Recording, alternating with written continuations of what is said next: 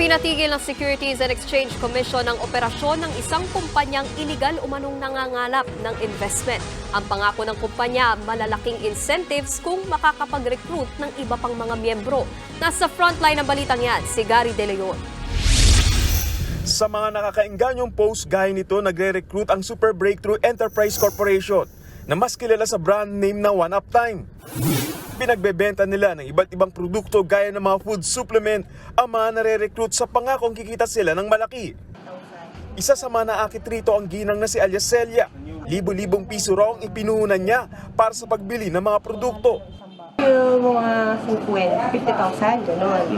Pero kailangan bibili ako ng mga product hanggang sa makarecruit. Wala na ako nare-recruit.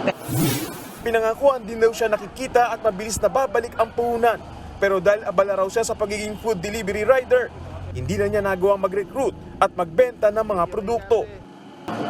Kailangan. Hindi ako makakabawi. So, doon na natatapos?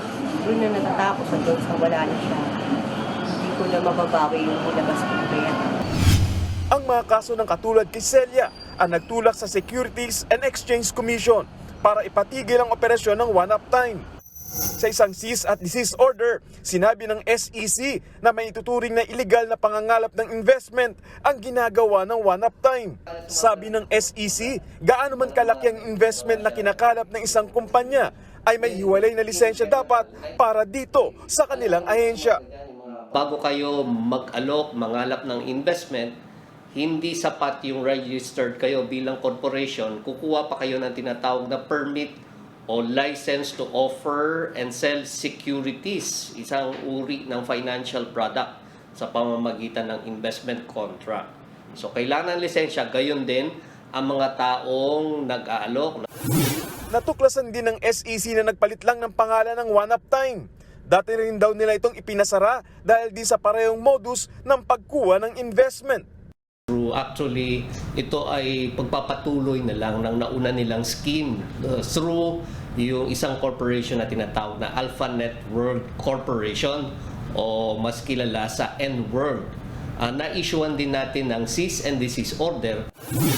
Payo ng SEC sa mga balak mag-invest, tingnan muna kung registered sa kanila ang mga kumpanya bago maglabas ng puhunan. Sinubukan ng News 5 na kunin ang panig ng presidente ng One Uptime, pero wala silang naging tugon.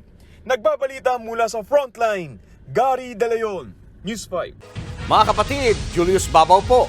Huwag maging huli at maging una sa lahat ng balitaan. Para sa tuloy-tuloy na talakayan sa Frontline, mag-follow at mag-subscribe sa social media pages ng News 5.